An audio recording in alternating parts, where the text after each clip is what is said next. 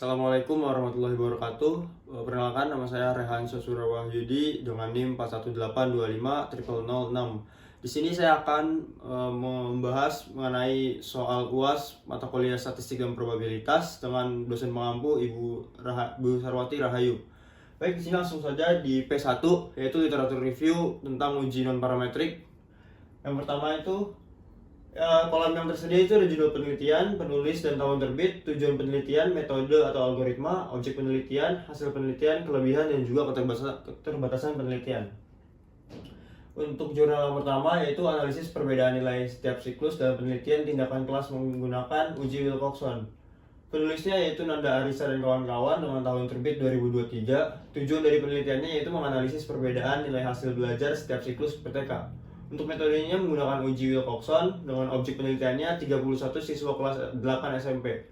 Untuk hasil penelitiannya, nilai rata-rata meningkat setiap siklus tetapi tidak berbeda secara signifikan. Dan untuk kelebihannya menggunakan uji Wilcoxon sehingga dapat menganalisis data yang terdistribusi normal. Untuk keterbatasan yaitu objek penelitian hanya satu kelas dari satu sekolah, jadi hasil penelitian tidak dapat digeneralisasi secara luas.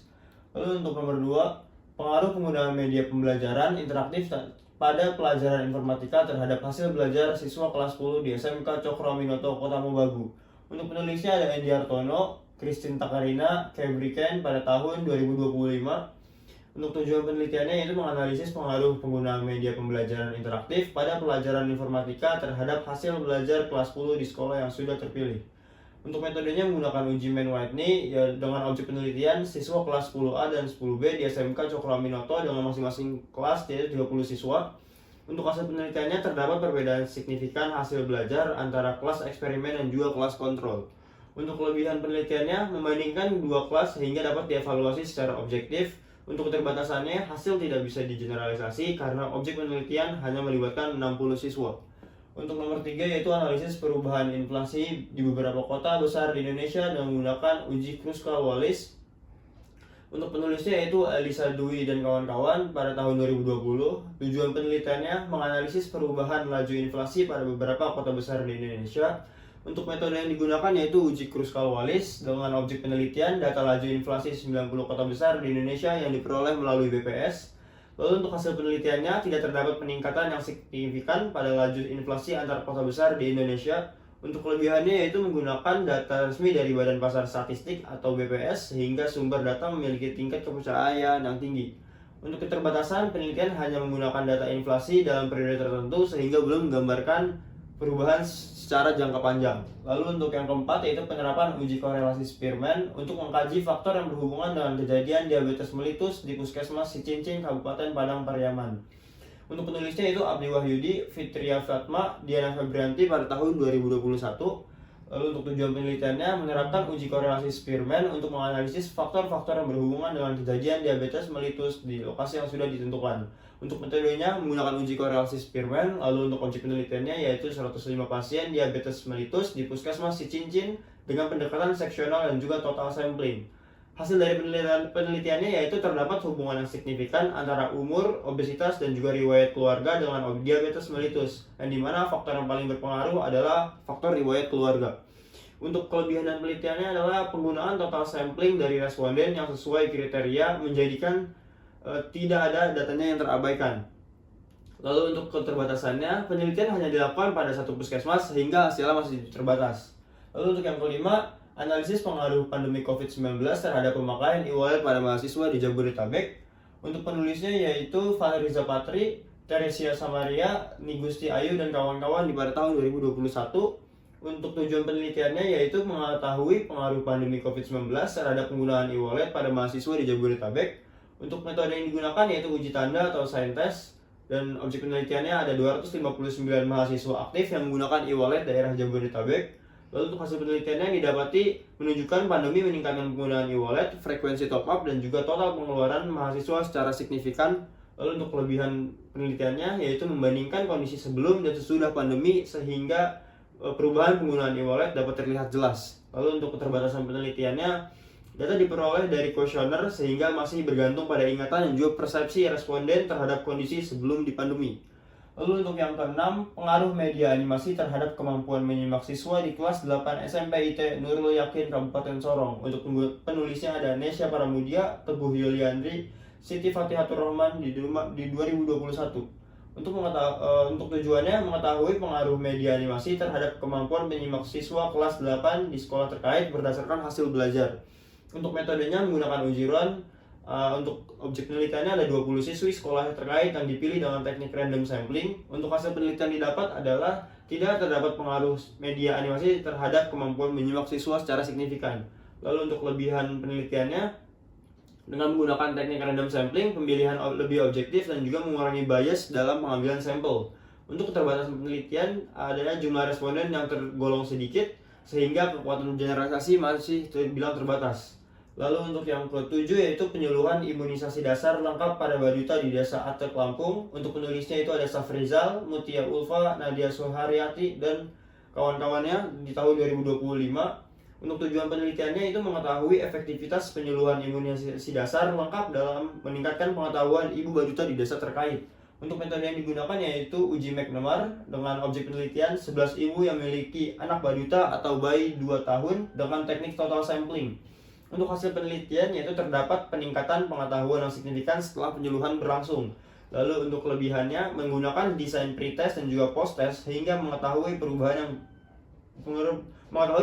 pengetahuan setelah penyuluhan secara langsung. Lalu untuk keterbatasan penelitiannya yaitu jumlah responden yang hanya 11 orang dari satu desa sehingga hasil penelitian belum dapat mewakili populasi yang lebih luas. Untuk ke-8 adalah uji hedonik bakso terhadap campuran bumbu pada daging melalui analisis pendekatan statistik di wilayah perbatasan Republik Indonesia dan juga Republik Demokratik Timor Leste.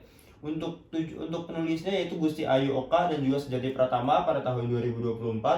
Untuk tujuan penelitiannya yaitu menganalisis data organoleptik bakso dan campuran bumbunya menggunakan pendekatan statistik untuk mengetahui tingkat kesukaan panelis terhadap warna, rasa, aroma, tekstur, dan juga daya terima secara keseluruhan. Untuk metode yang digunakan yaitu uji Friedman.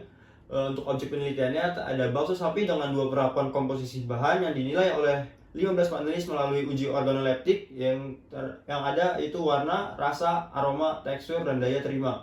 Untuk hasil penelitian yang didapat yaitu menunjukkan memberikan pengaruh signifikan terhadap warna dan aroma, sedangkan untuk aroma dan tekstur tidak berbeda secara signifikan. Untuk kelebihan penelitiannya itu membandingkan beberapa aspek penilaian produk sehingga hasil evaluasi produk menjadi lebih komprehensif. Lalu untuk kebutuhan penelitian, jumlah panelis hanya 15 orang dan hanya menguji dan formulasi produk sehingga hasil penelitian masih terbatas. Lalu untuk yang ke-9, peran bank sampah berbasis komunitas dalam mendorong kesadaran dan kelestarian lingkungan. Penulisnya yaitu Safruddiningsi Nur Rahmat dan juga Rusman Latif tahun 2024. Menyelidiki peran bank sampah berbasis komunitas dalam meningkatkan kesadaran lingkungan dan mendorong praktik berkelanjutan di masyarakat. Dengan metode yang digunakan itu uji binomial. Masyarakat untuk objek penelitian itu masyarakat yang bergabung dalam komunitas program bank sampah tersebut. Lalu untuk hasil penelitiannya menunjukkan secara signifikan bahwa bank sampah meningkatkan kesadaran lingkungan dan perilaku pengelolaan sampah. Untuk kelebihan penelitiannya yaitu menggunakan data kategori dengan kategori ya atau tidak sehingga hasil analisis mudah dipahami dan sesuai dengan tujuan penelitian. Untuk keterbatasannya yaitu jumlah responden relatif sedikit dan hanya berasal dari suatu komunitas sehingga hasil penelitian belum tentu berlaku pada komunitas atau daerah lain. Untuk yang terakhir yaitu analisis pengaruh gender terhadap pemilihan program studi di Fakultas Sains dan Teknologi Universitas Jambi dengan menggunakan uji Chi-square. Untuk penulisnya itu ada Fionika Afrianda, Chandra Rijaya, Febriana Sihoming, dan juga Bunga Mardotila di tahun 2024. Lalu untuk tujuan penelitiannya mengetahui apakah terdapat pengaruh antara gender dalam pilihan program studi di Fakultas Sains dan Teknologi Universitas Jambi. Untuk metodenya yaitu uji Chi-square. Untuk objek penelitiannya yaitu ada mahasiswa terpilih dari Fakultas Sains dan Teknologi Universitas Jambi angkatan 2024 berdasarkan data gender dan program studi yang terpilih.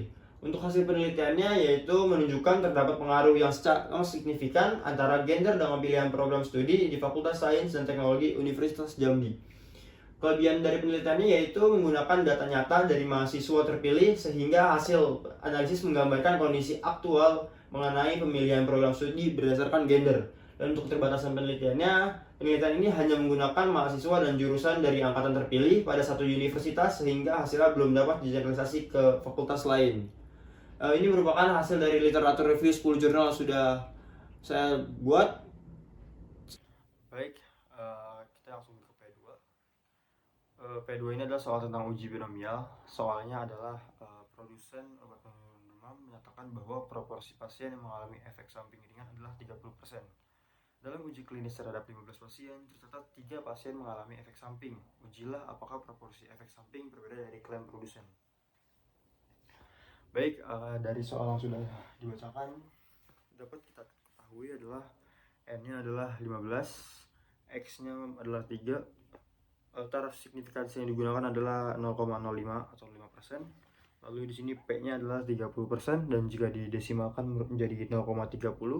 Lalu Q-nya itu adalah hasil dari perhitungan 1 dikurang P, maka sama dengan 1 dikurang 0,30 hasilnya 0,7.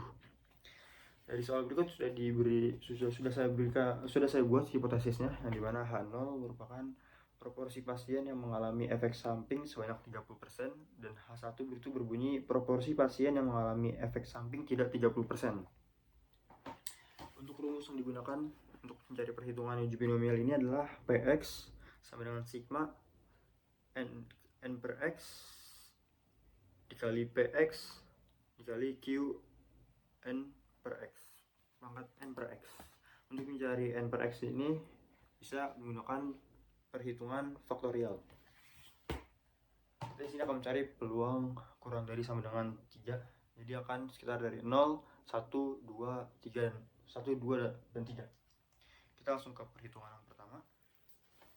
Perhitungan pertama berarti X, semua X dijadikan 0.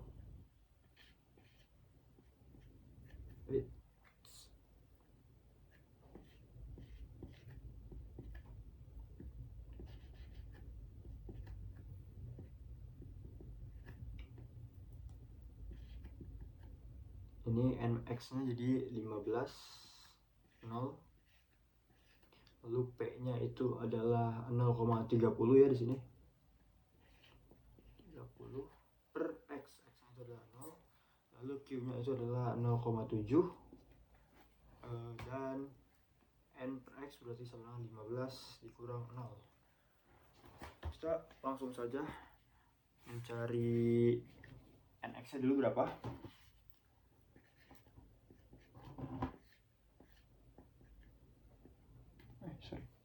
Saya langsung saja ke masukkan angkanya, yaitu berarti 15 kurang 15 per 0.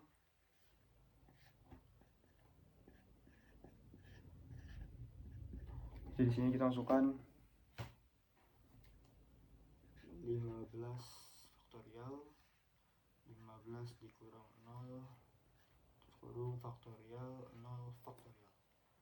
Ini semoga hasilnya 15 per 15 faktorial.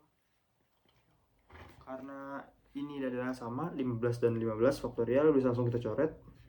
Maka sisa 0 faktorial yang dapat dihasilkan adalah 1. Berarti faktorial adalah 1. Berarti bisa langsung kita tulis ini 1 dikali dengan 0,30 pangkat 0 dikalikan dengan 0,7 pangkat 15. Hasilnya adalah, kita hapus dulu. Kita hitung menggunakan kalkulator. Hasilnya adalah 1 dikali 0,3 pangkat 0 lalu 0,7 pangkat 15. Hasilnya adalah 0,0047.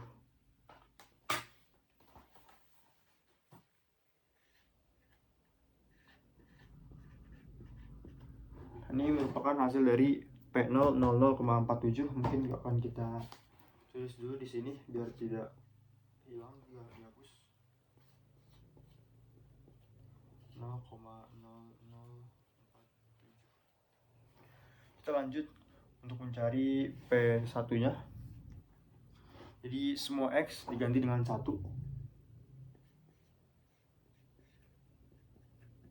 Masukkan rumusnya, berarti sini 1 0. Berarti ini adalah 15 per 1 dikali dengan 0,30 pangkat 1 dikali lagi dengan 0,7, 15 kurang 1. melakukan perhitungan untuk nomor 2. Kita langsung saja untuk mencari nx nya ini 15/1.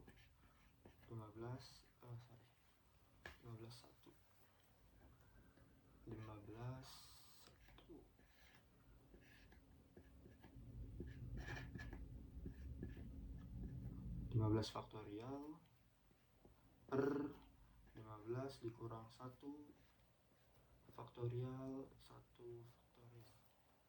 sama dengan 15 kali 14 karena 14 ini akan habis karena 14 ini akan habis ke ini juga 14, ini 1, ini habis, lalu 15, sisa 15 dibagi dengan 1 maka hasilnya adalah 15. Baik, untuk 15 satunya adalah 15. Kita bisa langsung masukkan saja ke perhitungan. Ini 15 lalu 0,30 dikali dengan 0,30 pangkat 1 dikali dengan 0,7 pangkat 14. Nah, ini bisa langsung kita hitung. 15 kali dengan 0,30 kali dengan 0,7 pangkat 1 dikali dengan 0,7 minus 4. Hasilnya adalah 0,0305. Untuk P1 adalah 0,0305. Baik, dari untuk hasil dari P1 tulis di sini biar tidak hapus. 0305. Next, kita ke hitungan yang kedua, ya percobaan yang peluang ketiga, yaitu P2. Ini biar muat dihapus dulu karena sudah ditulis ini.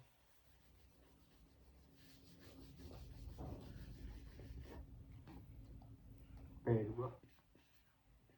Jadi semua X diganti menjadi 2. Nah, ini sigma 2. Ini berarti 15/2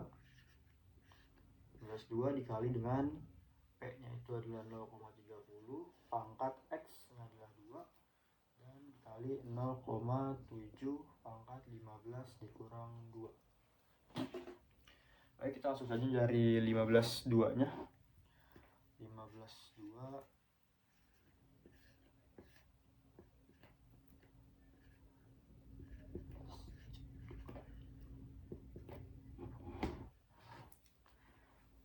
baik, berarti ini 15 faktorial lagi.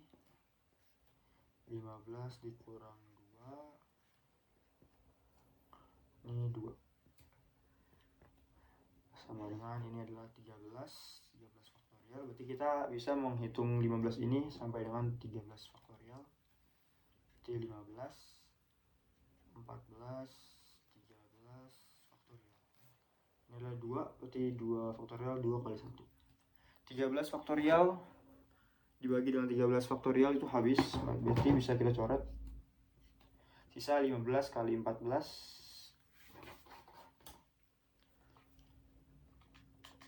15 kali 14. Hasil adalah 210. Berarti 210 dibagi 2. 210 dibagi 2. 2 ini adalah hasil dari 2 kali 1. Bisa dihitung adalah 210 dibagi 2 hasilnya 105. Nah, ini merupakan hasil untuk 15/2. 105. Langsung kita hitung di sini 105 dikali dengan 0,30 pangkat 2 dikali dengan 0,7 pangkat 13. Hasilnya adalah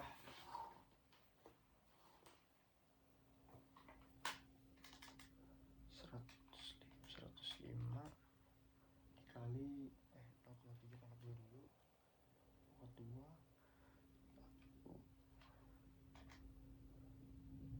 kali 100.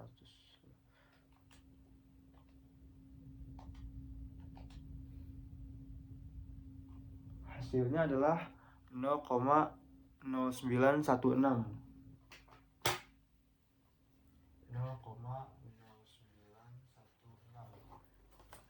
Ini merupakan untuk cara P2, yaitu peluang ketiga.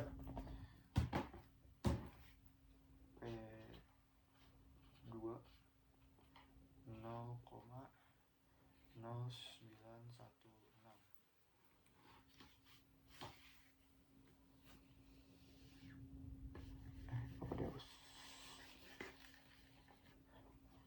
Lalu terakhir kita mencari untuk peluang keempat, yaitu P3. Langsung kita masukkan. M-nya di sini adalah 15 dan X-nya di sini adalah 3. Lalu P-nya sama 0,30. X-nya adalah 3 dan Q-nya adalah 0,7. N-nya adalah 15 dikurang 3. Kita langsung saja menghitung 15 3 ini. 15 3 15 3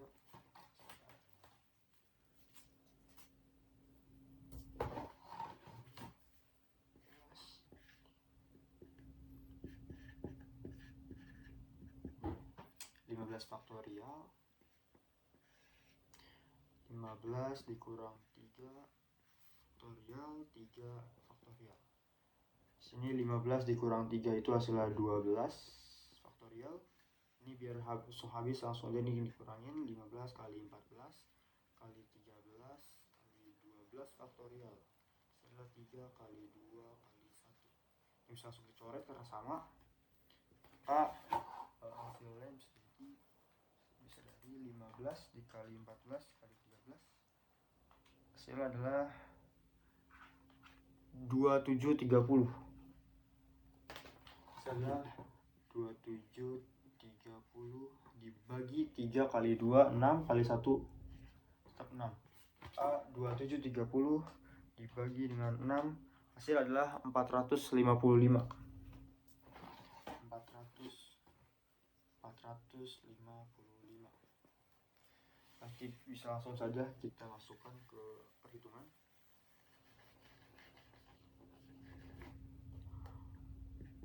455 dikali dengan 0,30 pangkat 3 kali dengan 0,7. 15 kurang 3 adalah 12. Bisa langsung kita hitung saja.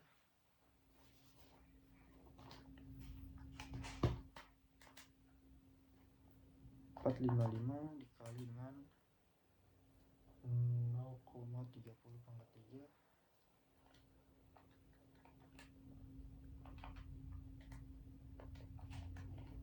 0,7 per 12. Masih ya, 45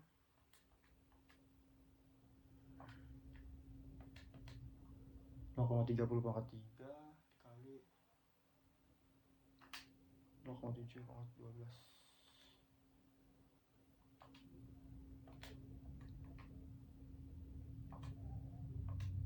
Itu adalah 0,1700.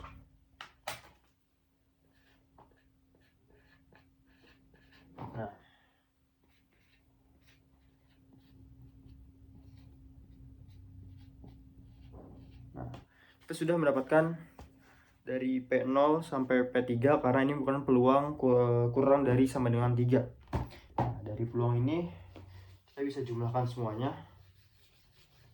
Dimana ini peluang kurang dari sama dengan 3, maka bisa kita lakukan. P0 di sini adalah 0,0047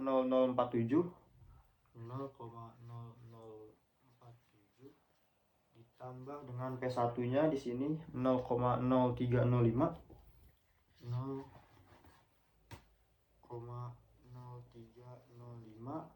ditambah ditambah di sini P2-nya 0,0916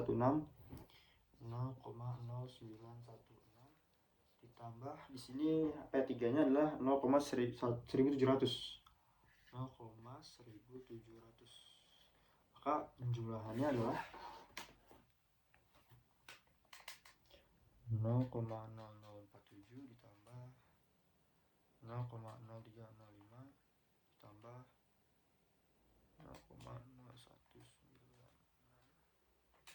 0,1,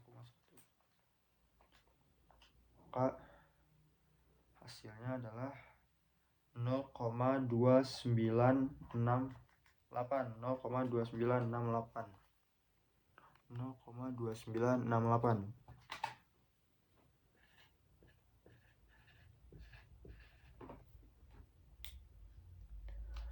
Nah, ini merupakan hasil dari perhitungan semuanya. Karena ini merupakan uji dua arah, maka ini kan taraf signifikansi yang kita gunakan adalah 0,05. Maka untuk membandingkan antara hitungnya dan juga perbandingannya, ini kita bagi 0,05 dibagi 2 itu sama 0,25. Ini bisa langsung kita perbandingkan 0,2968 dan juga kita bandingkan dengan 0,025.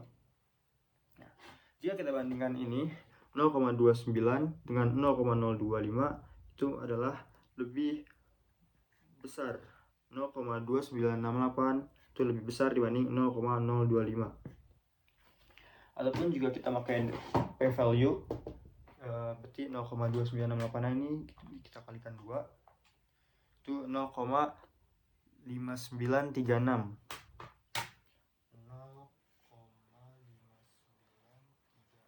Itu pun masih lebih besar dibanding 0,05. Nah, dengan hasil ini kriteria penelitiannya adalah jika P-hitung itu lebih besar dibanding taraf signifikansi, maka H0 diterima, dan jika P-hitung lebih kecil dibanding taraf signifikansi, itu H0 ditolak. Nah, dengan hasil ini dapat dinyatakan H0 diterima. Ya, dengan hasil ini maka H0 diterima, yang artinya proporsi pasien yang mengalami efek samping sebanyak 30%. Baik, kita langsung ke P3. Di sini adalah merupakan soal tentang ujiran. Soalnya adalah seorang manajer minimarket ingin mengetahui apakah metode pembayaran yang dipilih oleh pelanggan terjadi secara acak sepanjang waktu operasional atau justru mengikuti suatu pola tertentu, misalnya cenderung berkelompok pada jam-jam tertentu. Untuk itu, dicatat metode pembayaran dari 15 pelanggan yang datang secara berurutan dengan kode T sama dengan membayar tunai, dan K yaitu membayar dengan kartu. Ujilah dengan ujiran apakah urutan metode pembayaran pelanggan tersebut bersifat acak atau random. Gunakan taraf signifikansi 0,05. Baik, dari soal yang sudah saya bacakan, yang sudah diberikan, kita dapat ketahui N di sini adalah 15 dan T-nya ini adalah untuk tunai, yaitu adalah 7, dan K-nya ini untuk kartu, yaitu adalah 8, dan taraf signifikansi yang sudah dikasih tahu, sudah diberikan adalah 0,05 atau 5%. Sudah saya buat juga hipotesisnya. Yang pertama itu H0, urutan metode pembayaran pelanggan bersifat acak. Dan untuk H1-nya, urutan metode pembayaran pelanggan tidak bersifat acak. Di sini ada kriteria penelitian, jika runtut bawah lebih kecil dibanding runtut, dan runtut lebih kecil dibanding runtut atas, maka H0 diterima. Dan jika runtut lebih kecil sama dengan runtut bawah, atau runtut lebih besar sama dengan runtut atas, maka H0 ditolak. Sebelum itu, di sini untuk menjawab soal ini saya menggunakan cara N1, N2 dan tabel G, yang dimana ini pernah diajarkan oleh Ibu Sarwati di kelas 1 itu. Jadi tidak langsung saja, ini adalah untuk runtutan diberikan pada soal. Ini bisa langsung kita bagi dulu per kelompoknya, kelompok T dan kelompok K.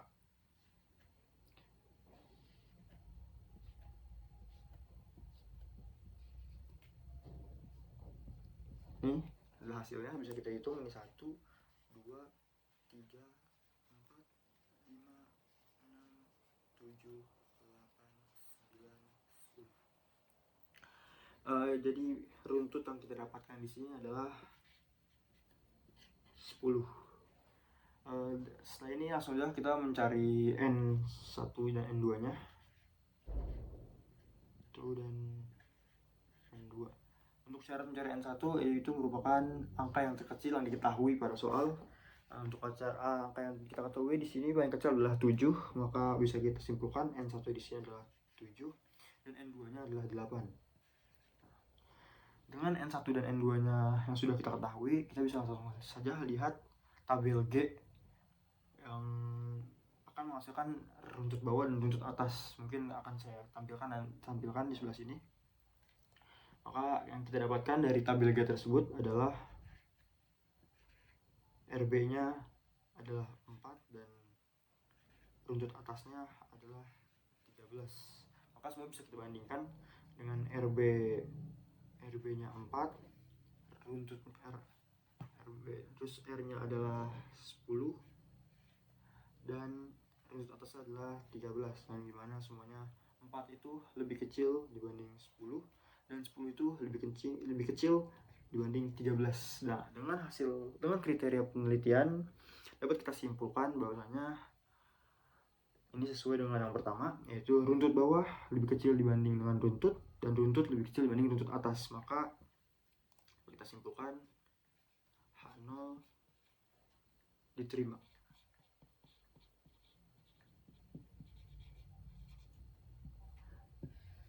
Ini merupakan hasil untuk P3 yang artinya H0 diterima, yaitu urutan metode pembayaran pelanggan bersifat acak atau random.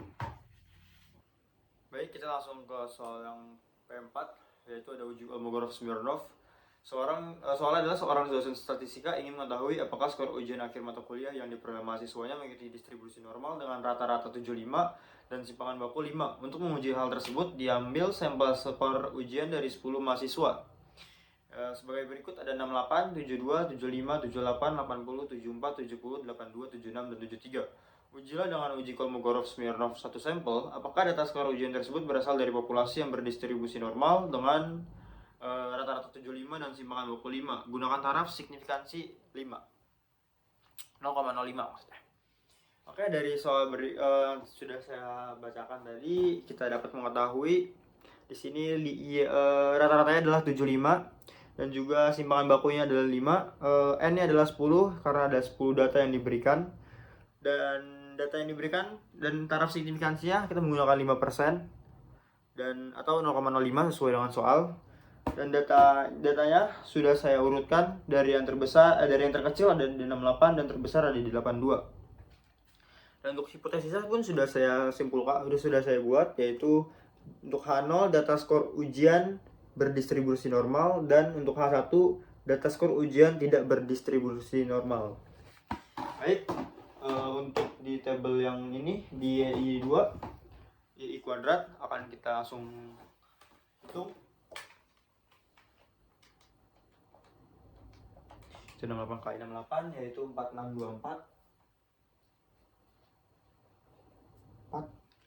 Lalu 70 kali 70 hasilnya 4900.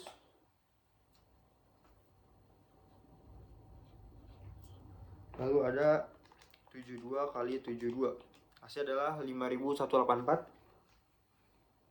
5184. Lalu ada 73 kali 73 hasilnya adalah 5329. 5329. Dan ada 74 kali 74 hasilnya 5476. 5476. Lalu ada 75 kali 75 hasilnya 5625. 5625. Lalu ada 76 kali 76 dikali 76 hasilnya 5776. 5776. Lalu ada 78 dikali 78 hasilnya 6084. 6084. Lalu ada 80 dikali 80 itu hasilnya 6.400.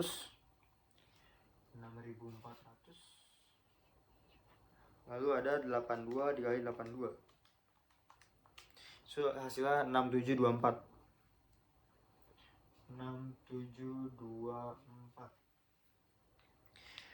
Baik, kita langsung ke ZI.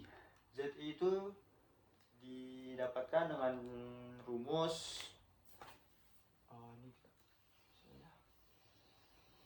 untuk rumus ZI di sini adalah YI dikurang Y dibagi dengan S. Nah, ini adalah rumus untuk mencari ZI, yaitu YI yang ada di sini datanya dibagi dengan Y, lalu dikurang dengan Y bar, lalu dibagi S.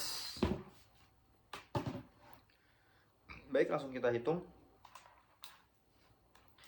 68 dikurang dengan 75. Ya, 75 sudah ditentukan dari soal. Itu sama dengan 7 dibagi dengan 5. Hasilnya adalah min 1,4.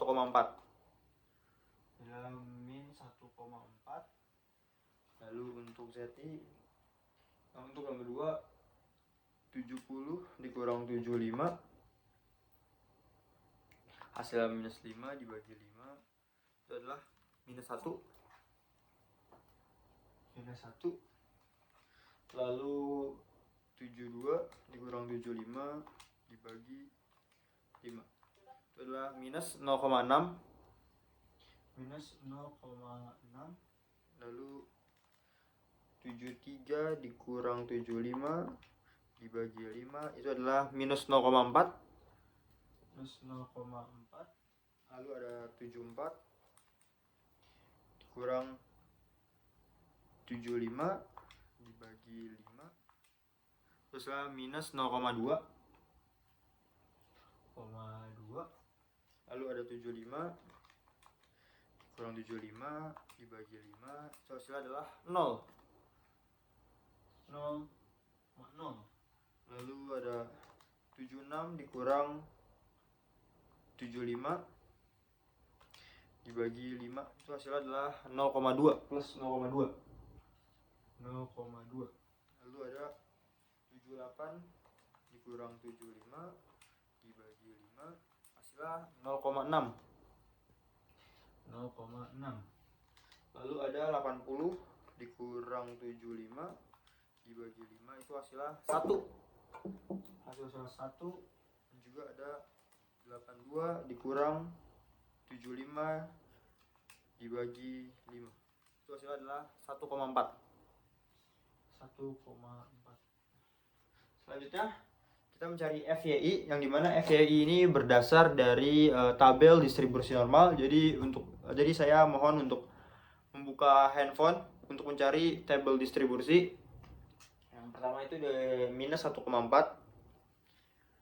Jadi saya izin membuka handphone Ibu Sarwati untuk mencari hasil dari ZI-nya untuk mengisi FYI.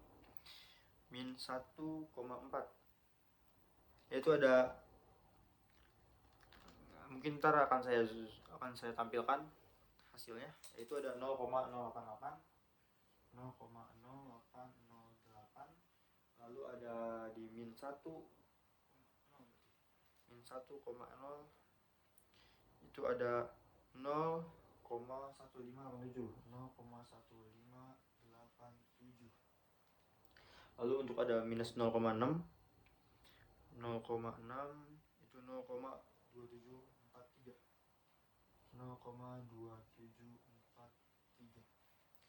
Lalu ada di minus 0,4. Minus 0,4 itu ada 0,3446.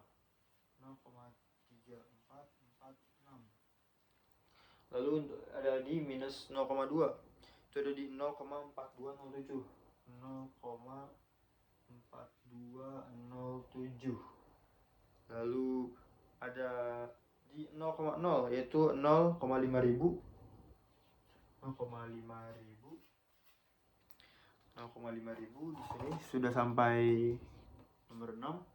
Lalu ada 0,2 ya, plus 0,2 itu ada 0,5793. 0,5793. Lalu di nomor 8 ada 0,6 yaitu 0,7257. 0,6 yaitu 7257. 7257. Lalu ada di nomor 9 itu ada 1 yaitu 0,8413. 0,8413. Dan yang terakhir 1,4 yaitu 0,9192. 9192. Baik, ini merupakan hasil dari tabel distribusi normal yang sudah saya cari sesuai dengan angka ZI yang sudah ditentukan. Untuk selanjutnya kita akan mengisi tabel I per N. Ini adalah untuk mencaranya adalah tinggal I yang ada di sini dibagi dengan N yaitu 10. Seperti I yang pertama itu adalah 1 dibagi 10. Itu hasilnya 0,1 sampai ke bawah sini. Jadi tinggal kita langsung saja 0,2, 0,3, 0,4, 0,5, 0,6, 0,7, 0,8, 0,9 sampai yang terakhir adalah 1,0. Ya, ini merupakan untuk mencari I per N, yaitu seperti 1 kurang 10 sampai dengan 10. Ini adalah untuk mencari tabel I per N, yaitu dari 1 dibagi 10 sampai dengan 10 dibagi 10. Lalu untuk mencari tabel I dikurang 1 per N, itu tinggal hitung misal I kurang 1 per N. Tinggal I-nya misal 1 dikurang 1 per 10. Nah, misal seperti ini untuk di yang pertama. 1 dikurang 1 itu 0 dan dibagi 10 itu sama dengan 0. 0,0 lalu ini lanjut ke bawah sampai ke 10 ini. Itu ada 0,1, 0,2, 0,3, 0,4, 0,5, 0,6, 0,7, 0,8 dan terakhir adalah 0,9. Nah, ini merupakan tabel I dikurang 1 per N. Sudah kita isi semua sampai dengan 10. Jadi sisa 2 tabel. Hasil FYI dikurang dengan hasil I kurang 1 per N. Jadi hasil ini dikurang dengan hasil ini. Oke, lanjut. Mungkin untuk yang pertama 0,08 dikurang 0,0 itu hasilnya sama 0,0808. Lalu untuk yang kedua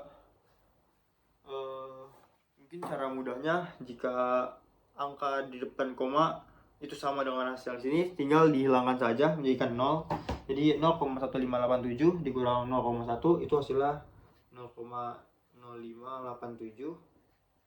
Lalu 0,2743 dikurang 0,2 itu hasilnya 0,0743. Lalu untuk 0,3446 dikurang 0,3 itu hasilnya 0,0446. Lalu untuk 0,4207 dikurang dengan 0,4 itu hasilnya 0,0207. Lalu untuk 0,5000 dikurang 0,5 itu hasilnya adalah 0 karena habis semua. Lalu mungkin di sini ada perbedaan 0,5793 dikurang dengan 0,6 itu hasilnya adalah 0,207. 0,0207. Lalu selanjutnya ada 0,7257 dikurang 0,7 itu menjadi 0,0757. Lalu untuk 0,8413 dikurang 0,8 itu adalah 0,0413. Lalu ada 0,9192 dikurang 0,9 itu hasilnya 0,0192. Nah, ini merupakan hasil dari kolom FYI dikurang dengan hasil I kurang 1 per N. Selanjutnya untuk kolom terakhir yaitu I per N dikurang dengan FYI. Langsung saja kita hitung. 0,1 dikurang dengan 0,0808, maka hasilnya adalah 0,0192. 0,0192. Lalu yang kedua ada 0,0587 dikurang 0,2 dikurang 0,0587, hasilnya 0,1413.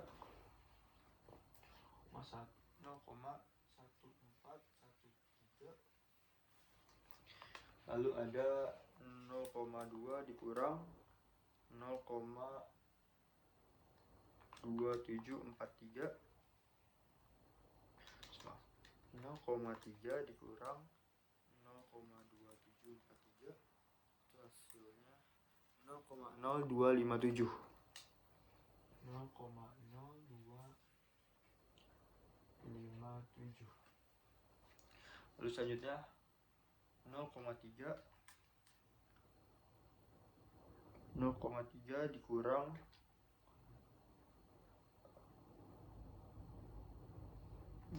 0,4 dikurang 0,3446, itu hasilnya 0,0554. 0,0554. Terus selanjutnya 0,5 dikurang 0,4207, hasilnya 0,0793. 0,0793. Lalu ada 0,6 dikurang 0,5000, hasilnya 0,1. Lalu mungkin ini tambahin biar serasi 0,1000. Lalu ada 0,7 dikurang dengan 0,5793, hasilnya adalah 0,1207. 0,1207. Selanjutnya 0,8 dikurang dengan 0,7257. 0,8 dikurang 0,7257, hasilnya 0,0743. 0,0743. Lalu selanjutnya ada 0,9 dikurang dengan 0,8413, hasil adalah 0,587. 0,0587. Dan yang terakhir itu 1,0 dikurang 0,9192, hasil adalah 0,0808. 0,0808. Nah, akhirnya semua table, semua kolom sudah kita isi di table uji Kolmogorov Smirnov ini. Baik, karena semua kolom sudah terisi di table uji Kolmogorov Smirnov ini, kita dapat membuat kesimpulan dengan mencari angka terbesar di sini, nilai paling besar dan dibandingkan dengan di tabelnya.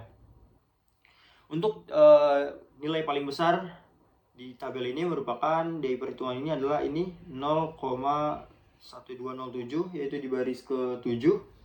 Ya, ini merupakan D max-nya. Ini D max-nya. Dan untuk mencari D tabelnya itu karena kita menggunakan taras signifikansi 0,5% atau 0,5 dan N-nya itu adalah 10, maka D tabelnya bisa kita gambarkan. Jadi DN itu 0, itu D10 0,05 sama dengan 0,4096. Maka ini adalah D tabelnya, dan ini merupakan Dmax-nya. Kita bisa bandingkan dengan kriteria penelitian. Jika Dmax lebih kecil dibanding D tabel, maka H0 diterima. Dan apabila Dmax lebih besar dibanding D tabel, maka H0 diterima. Di kasus ini dengan Dmax-nya 0,1207 dan D tabelnya adalah 0,4096, bisa kita simpulkan bahwasanya 0,1207 ini lebih kecil dibanding 0,4096, maka H0 diterima. Yang artinya dapat dinyatakan data skor ujian itu berdistribusi normal. Baik, kita langsung lanjut ke soal yang terakhir, yaitu P5, yang dimana ini soal tentang regresi linear sederhana metode least square.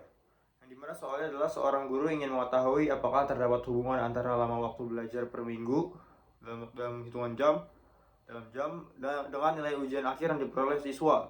Dari 10 siswa yang diamati diperoleh data sebagai berikut.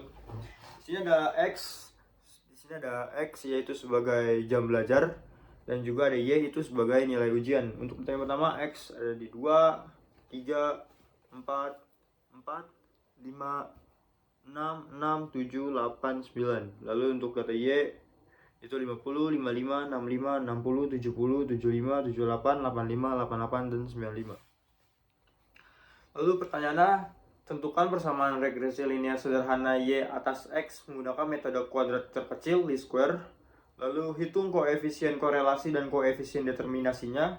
Kemudian perkirakan nilai ujian seorang siswa yang belajar selama 10 jam per minggu. Lalu kita buat kesimpulannya. Baik, sebelum untuk mengisi persamaan regresi linear sederhana, saya akan mengisi kotak ini terlebih dahulu. Untuk X kuadrat berarti ini ada 2,24, 3,2 itu 9, 4,4 itu 16, 11,16, 5,5 itu juga 5, 6,2 itu 36, lalu 36 lagi, 49, 64, terakhir adalah 81. Lalu kita hitung yang Y2, yaitu ada 50 pangkat 2, 2500. Lalu ada 55 pangkat 2, itu ada 3025. Lalu ada 65 pangkat 2, itu ada 4225, 5.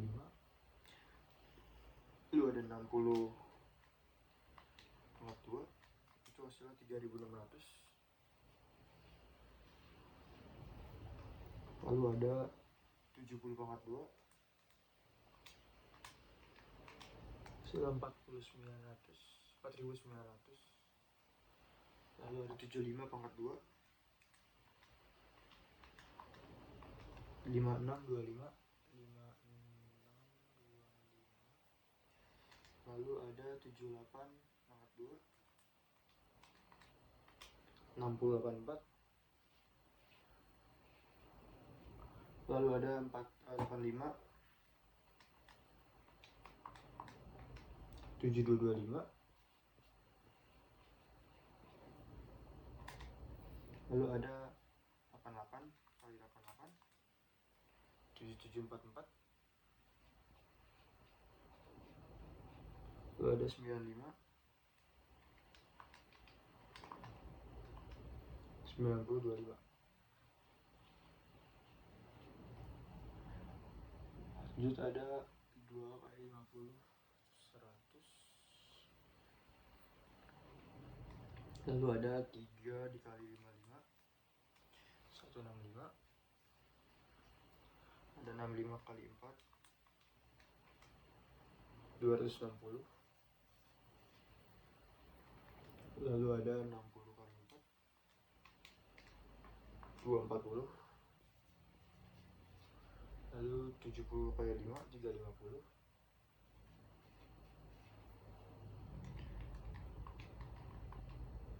lalu ada 75 kali 6 450, lalu 78 kali 6 468,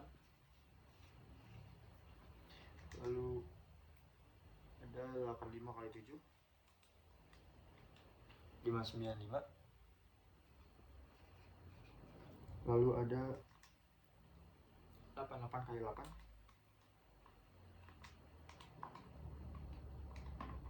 704, dan yang terakhir 95 kali 9 855. Setelah table X, Y, X kuadrat, Y kuadrat, X, Y kali Y diisi, kita mencari jumlah per table ya. Jadi langsung saja kita jumlahkan semuanya dari table X dulu. 2 ditambah 3 tambah 4 tambah 4 tambah 5 tambah 6 tambah 6 7 8 tambah 9. Hasilnya adalah, hasil untuk table X adalah 54.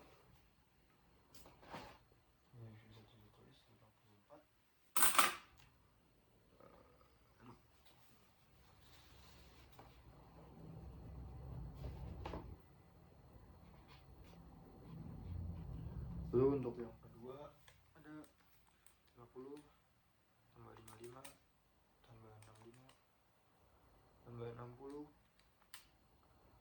tambah 70 tambah 75 tambah 78 tambah 85 tambah 88 tambah 95. Hasilnya adalah 721. Ini bisa langsung kita tulis 721. Lalu yang X2 itu ada 4 tambah 9 tambah 16 tambah 16 tambah 25 tambah 36 tambah 36 tambah 49 tambah 64 dan terakhir tambah 81. Hasilnya adalah 336.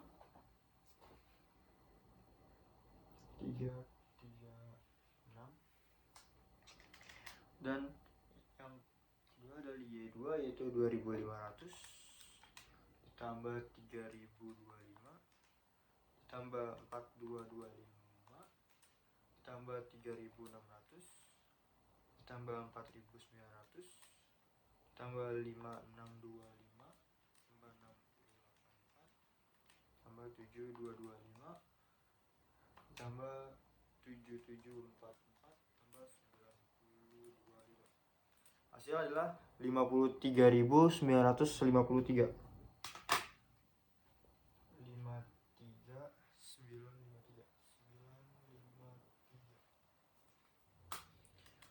Lalu ada 100 tambah 165 tambah 260.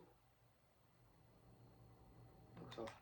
100 ditambah 165 tambah 260 tambah 240 tambah 350 tambah 450 tambah 468 tambah 595 tambah 704 tambah 855. Hasilnya adalah 4187. Sudah kita tulis di sini. Baik, kita sudah mengisi semuanya dan sudah menjumlahkan semua. Mungkin agar tidak lupa bisa langsung kita tulis di sini. Untuk sigma X1-nya biar jelas. Sigma XI yaitu 54. Lalu sigma Y itu 721. Lalu untuk sigma X pangkat 2 itu adalah 336. Untuk sigma Y2, Y pangkat 2 maksudnya, itu adalah 53.953. Dan untuk sigma XIYI itu 4187. Nah, XIYI 4187. Nah, ini merupakan hasil dari perhitungan yang sudah saya buat. Lalu kita langsung ke soal, yang dimana soal pertama itu persamaan regresi linear sederhana. Untuk menjawabnya, mungkin saya akan tulis biar. Baik, kita langsung ke soal yang A, yaitu mencari persamaan regresi linear sederhana. Kita sudah mendapatkan semua perjumlahan dari tabel berikut. Langsung saja, yang pertama-tama itu kita mencari rata-rata X dan Y dulu. Untuk mencari rata-rata, yaitu mencari rata-rata X, sigma X per N, yaitu 54 dibagi 10 sama dengan 5,4. Dan juga kita mencari Y bar, yaitu sigma Y dibagi dengan N sama dengan 721 dibagi 10, hasilnya 72,1. Ini merupakan yang kita dapatkan, Y bar dan X barnya.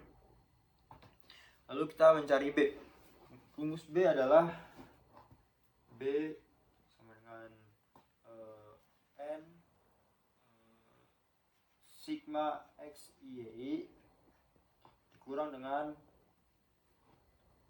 sigma XI dikali dengan sigma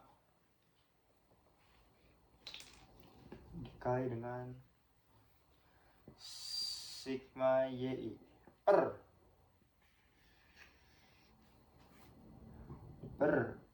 N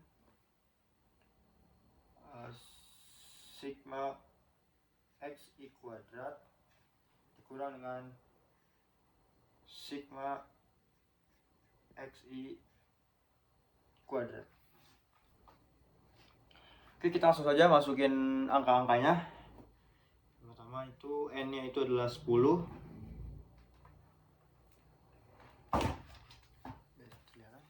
N-nya itu 10. Lalu sigma XIYI yaitu 4187. 10 dikali 4187 dikurang dengan sigma XI yaitu 54. 54 dikali 54 dikali dengan sigma YI yaitu 721 per, di sini N 10, sigma XI kuadrat yaitu 336 dikurang dengan XI kuadrat yaitu 54 per kuadrat. Kita hitung dengan kalkulator.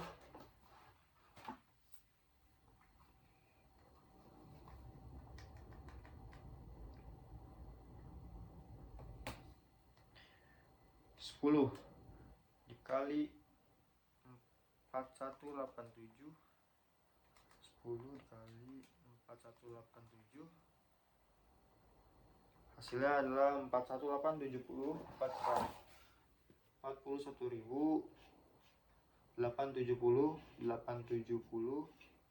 dikurang dengan 54 kali 721. 54 dikali 721 hasilnya adalah 38934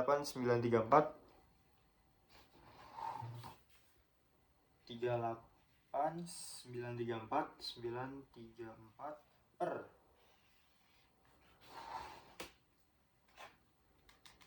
10 dikali 336 itu hasilnya 3360. Hasilnya 3360 dikurang dengan 54 pangkat 2. 54 pangkat 2 itu hasilnya 2916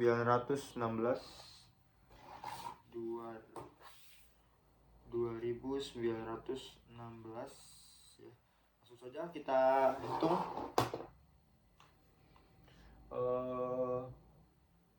Berarti 41870 dikurang dengan 38934, itu hasilnya 2936. 2936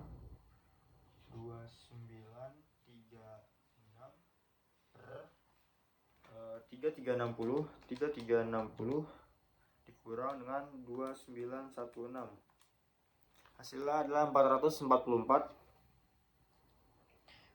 Ini langsung saja bisa kita hitung. 2936 dibagi 444, hasilnya adalah 6,61.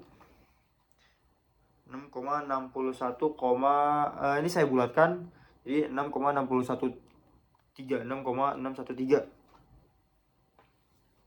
Nah, ini merupakan hasil dari B, yaitu bisa kita tulis di sini B agar tidak lupa, 6,613. Nah, ini hasil sudah kita dapatkan. Baik, kita di sini setelah mendapatkan B, kita langsung mencari A. Angka untuk A-nya yaitu rumusnya Y bar dikurang dengan B X bar. Jadi kita masukin Y bar di sini adalah 72,1. 72,1 dikurang dengan B-nya adalah 6,613. Dan X barnya adalah 5,4. Ini kita biar untuk dikalikan dulu, 5,4. Kita akan menghitung 6,613 ini dengan dikalikan dengan 5,4. 6,613 dikali 5,4. Hasilnya adalah 35,710. Baik. Kita tulis 35, hasilnya adalah 72,1 dikurang 35,710. Saja kita hitung. 72,1 dikurang dengan 35,7, hasilnya adalah 36,39. 36,39. Nah, ini merupakan hasil dari A yang sudah kita cari. Bisa langsung kita tulis di sini. 36,39. Setelah itu bisa kita hapus karena sudah ditulis.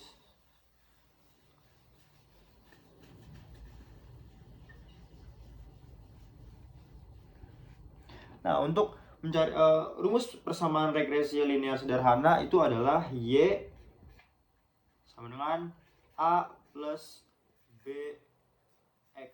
Maka kita bisa substitusi ini nilainya dengan Y sama dengan A kita adalah 36,39 ditambah dengan B-nya adalah 6,613X. Nah, ini merupakan jawaban untuk soal A yang sudah kita temukan. Ini adalah jawabannya. Y sama dengan 36,39 ditambah 6,613X. Mungkin saya akan tulis di sini. Y sama dengan 36,39 plus 6,613X. Ini merupakan jawaban dari Y. Jawaban dari soal yang A. Lanjut kita ke soal yang B. Soal yang B yaitu mencari koefisien dan juga determinasi. Sebelumnya saya sudah memindahkan jawaban yang A yang hasil pencarian persamaan regresi linear sederhana, yaitu Y sama dengan 36,39 ditambah 6,613 X. Langsung saja kita mencari koefisien dulu. Yang pertama, saya menggambar koefisien itu digambarkan sebagai R. Rumusnya adalah N sigma X I Y I dikurang dengan sigma X kali sigma Y. Lalu dari R, kita hitung akar N sigma X pangkat 2 kurang dengan sigma X pangkat 2, lalu N sigma Y pangkat 2 dikurang dengan sigma Y pangkat 2. Ini merupakan rumus untuk mencari koefisien N sigma X Y I dikurang dengan sigma X kali sigma Y per akar N sigma X pangkat 2 dikurang sigma X pangkat 2 dikali dengan N sigma Y pangkat 2 dikurang dengan sigma Y pangkat 2. Langsung saja kita masukkan angka-angkanya. N yaitu N 10, sigma dari X Y I yaitu 4187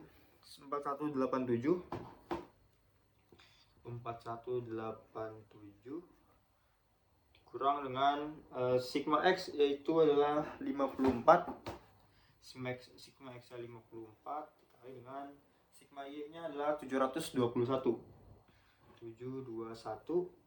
per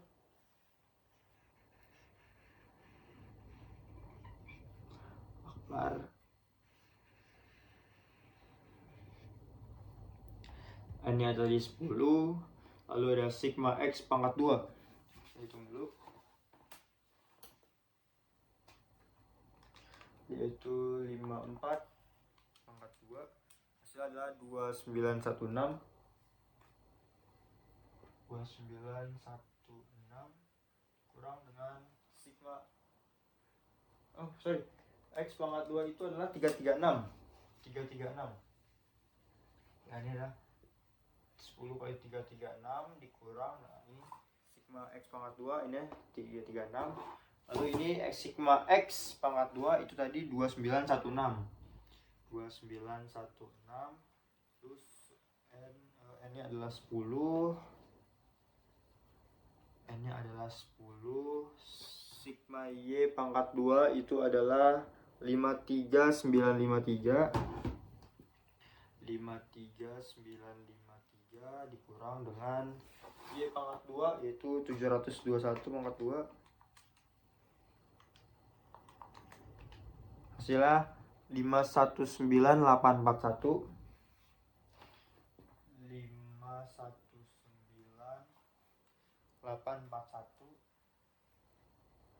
Oke, langsung saja kita lanjut ke perhitungannya. Berarti 10 dikali 4187 yaitu 41870 dikurang dengan hasil 54 dikali 71. 54 kali 721 hasil adalah 38934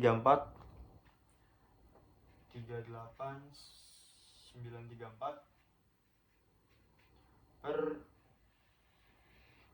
kuadrat akar 10 dikali 336 itu 3360 kurang 2916 dengan 10 dikali 53953 yaitu 539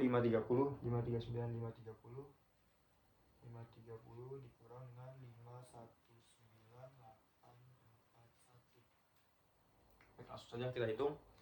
41870 dikurang 38934, hasilnya adalah 2936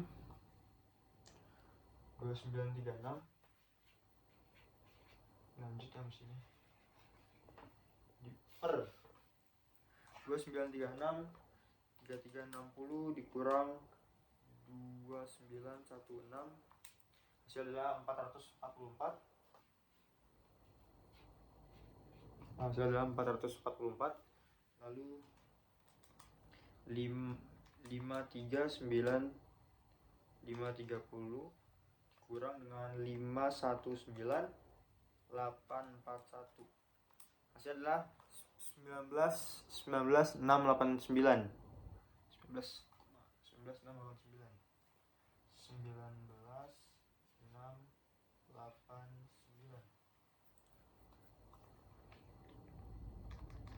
Baik, langsung saja. Ini akar.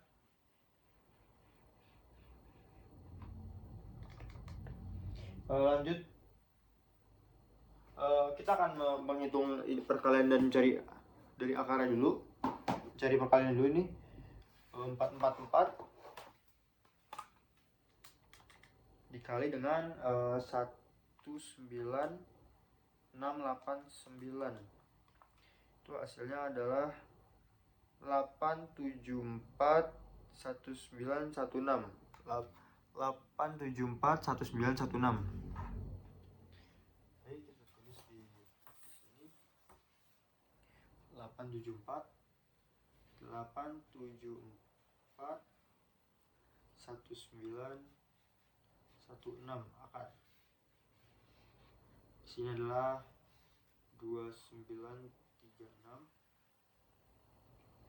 Berarti kita lanjut untuk mencari akar dari 874,1916.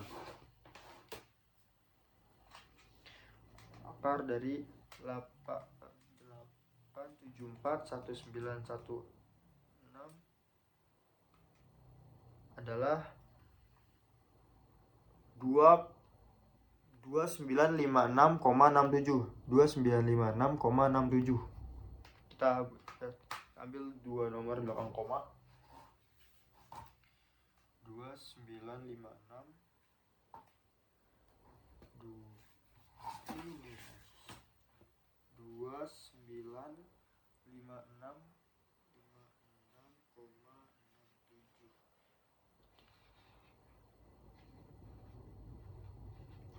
Bisa langsung kita cari.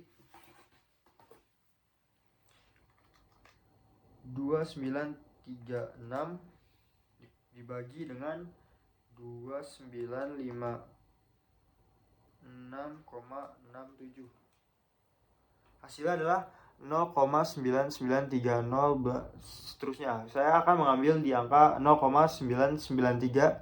0,993.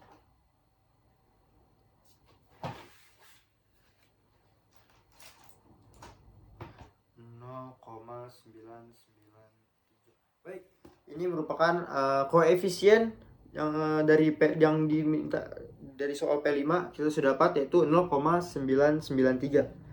Saya akan tulis di sini.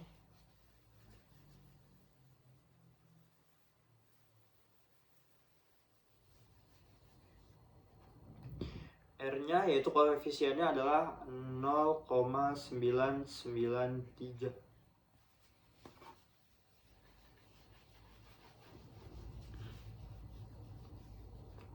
Setelah koefisien, kita hanya langsung mencari determinasi, sisa determinasinya. Dan determinasinya itu adalah digambarkan sebagai R pangkat 2. Itu R pangkat 2 sama dengan 0,993 pangkat 2. Kita hitung. 993.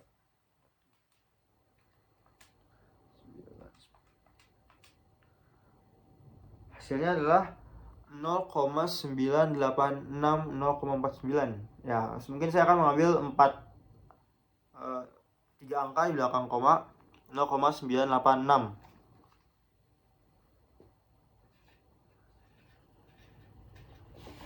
Baik, sudah ditemukan bahwasanya R determinasinya adalah 0,986. Saya akan tulis di sini 0,986. Ini merupakan koefisien. Ya, ini merupakan koefisien dari soal yang dari soal, yaitu 0,993, dan juga ini merupakan determinasi dari soal sebanyak 0,986. Baik. Untuk yang bagian C, kita langsung saja mencari karena satu jawaban A dan B sudah selesai. Kita yang C adalah jika X-nya menjadi 10. Berarti ini kita menggunakan jawaban yang A tadi, yaitu Y 36,39 ditambah dengan 6,613 yang dimana X-nya menjadi 10. Langsung saja kita hitung. 36,39 ditambah dengan 6,613 dikali 10, yaitu 66,13. 66,13. Dan hasilnya adalah 36,39 ditambah 66 tambah 13. Hasilnya adalah 102,52. 102,52. Jadi bisa tulis di sini untuk jawaban yang C adalah 102,52. Baik, ini merupakan adalah jawaban untuk bagian P5, yang dimana yang A jawabannya adalah Y sama dengan 36,39 ditambah 6,613X. Dan yang B untuk koefisiennya yang digambarkan sebagai R yaitu 0,993, dan untuk determinasinya yang digambarkan R pangkat 2 yaitu 0,986, dan yang untuk C-nya jika X menjadi 10 adalah 102,52. Kesimpulannya, terdapat linear yang sangat kuat yang digambarkan sebagai R yaitu 0,993 antara jam belajar dan juga hasil nilai ujian, dan juga sebanyak 0,986, 0,986, dan jika dipersenkan adalah 98,6%. Variasi nilai ujian yang dihasilkan dari jumlah jam belajar. Dan jika jam belajar siswa itu dalam minggu dijadikan 10, itu mendapatkan sekitar nilai 102,52. Nah, ini merupakan jawaban yang P5. Dan dari penjelasan saya, kurang lebih mohon maaf. Sekian, wassalamualaikum warahmatullahi wabarakatuh.